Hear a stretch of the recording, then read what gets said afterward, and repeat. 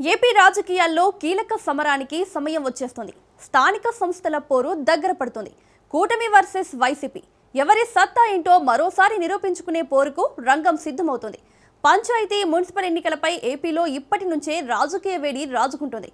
Local bodies గడువు దగ్గర పడుతుండటంతో స్థానిక ఎన్నికలకు ఈసీ రెడీ అవుతుంది. దీంతో పార్టీలు కూడా అందుకు తగ్గట్లుగా కసరత్తు మొదలుపెట్టాయి. ఈ ఎన్నికలు 2029 సార్వత్రిక ఎన్నికలకు ముందు సెమీఫైనల్స్ గా భావిస్తున్నాయట. దీంతో ఎవరి బలం ఏంటో ఈ ఎన్నికల్లో తేలిపోనుంది. ఇంతకీ కూటమి పార్టీలను ఎదుర్కోవడానికి వైసీపీ దగ్గరున్న అస్త్రాలేంటి? అధికార పార్టీని ఫ్యాన్ పార్టీ ఎలా నిలవరిస్తుందనేది ఇంట్రెస్టింగ్ గా మారింది.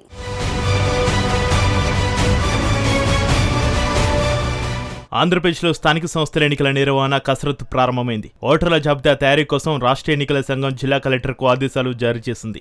జనవరి 1వ తేదీ ప్రామాణికంగా ఓటర్ల జాబితా నవీకరించాలని, మార్చి 9వ తేదీ నాటికి ఓటర్ల తుది జాబితా ప్రకటించాలని కలెక్టర్లను ఎన్నికల సంఘం ఆదేశించింది. మరోవైపు ఏపీలో మున్సిపాలిటీ, కార్పొరేషన్ల పదవీకాలం మార్చి 17తో ముగియనుంది. అలాగే గ్రామ పంచాయతీలో పదవీకాలం ఏప్రిల్ 2వ తేదీతో ముగియనుంది. అందుకు తగ్గట్లుగానే స్టేట్ ఎలక్షన్ కమిషన్ అరేంజ్మెంట్స్ ను స్పీడప్ చేస్తుందని తెలుస్తోంది. వరుసగా సర్పంచ్, ఎంపీటీసీ, జెడ్పీటీసీ, మున్సిపల్ ఎన్నికలు పెట్టాలని ప్లాన్ చేస్తున్నారట. దీంతో గ్రామాల్లో పొలిటికల్ హీట్ స్టార్ట్ అయింది. తెలంగాణలో అధికార పార్టీ కాంగ్రెస్ 2 ఏళ్ల తర్వాత జరిగిన ఎన్నికల్లో విజయం సాధించడంతో ఇక కూటమి ప్రభుత్వం కూడా లోకల్ బాడీ ఎన్నికల్లో మెరుగైన ఫలితాలను సాధించడంలో ఎలాంటి సందేహాలు లేవన్నది నాయకత్వానికి స్పష్టమైంది. కూటమి ప్రభుత్వం ఏర్పాటే 2 ఏళ్లు కావస్తుండడం, రాష్ట్ర ఎన్నికల కమిషన్ కూడా స్థానిక సంస్థల ఎన్నికలకు సిద్ధమవుతుండడంతో ఇక కూటమి ప్రభుత్వం కూడా దీనికి సంబంధించి గ్రీన్ సిగ్నల్ ఇస్తున్నట్లు తెలుస్తోంది.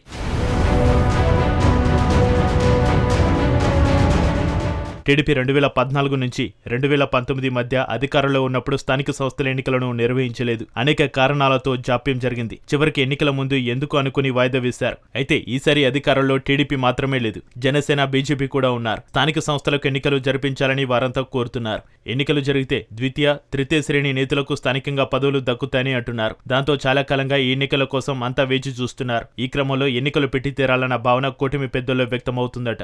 ఆ నిర్ణయం వెనుక కూటమి పెద్దల వ్యూహం ఉందని కూడా చర్చ జరుగుతోంది. ఈసారి 100% స్ట్రైక్ రేట్ ను స్థానిక సంస్థల ఎన్నికల్లో సాధించే ప్లాన్ ను చంద్రబాబు సిద్ధం చేస్తున్నారట. ఇక స్థానిక సంస్థల ఎన్నికలు జరిగితే తమ ఓటు బ్యాంకు మరింత బలపడుతుందని, రాజకీయంగా తమకు లాభిస్తుందని చంద్రబాబు అంచనా. అనేక మందికి పదవులు దక్కుతాయి. ఇప్పటి వరకు పదవులు దక్కలేదని నిరాశలో ఉన్న వారి అసంతృప్తిని చల్లార్చవచ్చు. మరొకవైపు శాసనసభ్యులను కూడా యాక్టివ్ చేయవచ్చు. వారి నియోజకవర్గంలో జరిగే పంచాయతీలు, మున్సిపాలిటీలు, కార్పొరేషన్లను గెలిపించుకునే బాధ్యత వారిపైనే ఉండడంతో వారు నిరంతరం ప్రజల్లో ఉండి సమస్యల పరిష్కారానికి కృషి చేస్తారు. దానివల్ల ప్రజల్లో ప్రభుత్వం పట్ల సానుకూలత ఏర్పడుతుందని చంద్రబాబు భావిస్తున్నారు. అందుకే వీలైనంత త్వరగానే స్థానిక సంస్థలకు వెళ్లేలా చంద్రబాబు రోడ్డు మ్యాప్ను సిద్ధం చేస్తున్నట్లు పార్టీ వర్గాల టాక్.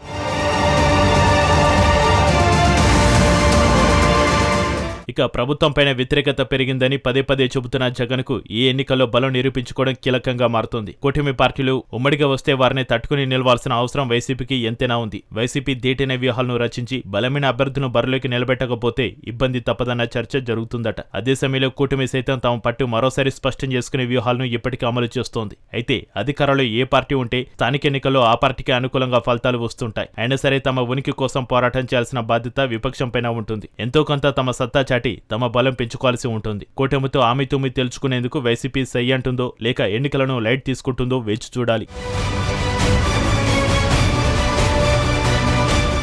ఈ నేపథ్యంలో రాష్ట్ర ఎన్నికల సంఘం స్థానిక సంస్థల ఎన్నికల నిర్వహణకు కసరత్తు ప్రారంభించింది. ఇందులో భాగంగా కొత్త ఓటర్ల జాబితా రూపకల్పన కోసం ఏపీ రాష్ట్ర ఎన్నికల సంఘం ఇప్పటికే నోటిఫికేషన్లు జారీ చేసింది. ఓటర్ల జాబితా తయారీని వెంటనే ప్రారంభించాలని, మార్చిలోపు ఫోటోలతో సహా ఓటర్ల తుది జాబితాను ప్రచురించాలని జిల్లా కలెక్టర్లకు ఎస్సీసీ నీలం సాహ్ని ఆదేశాలు జారీ చేశారు. మరోవైపు సీఈఓ కార్యాలయం నుంచి అసెంబ్లీల వారీగా ఓటర్ల జాబితాలు సేకరించిన రాష్ట్ర ఎన్నికల సంఘం ఆ వివరాలను సర్వర్లో రికార్డ్ చేసింది. అటు రిజర్వేషన్లకు సంబంధించిన ప్రక్రియ పూర్తికి 30 నుంచి 45 రోజుల సమయం అవసరమని అధికారులు చెబుతున్నారట. పంచాయతీ, మున్సిపల్ ప్రస్తుత పాలక వర్గాల పదవీకాలం ముగిసాకే ఎన్నికలు నిర్వహించే అవకాశాలున్నాయని అభిప్రాయపడుతున్నారు.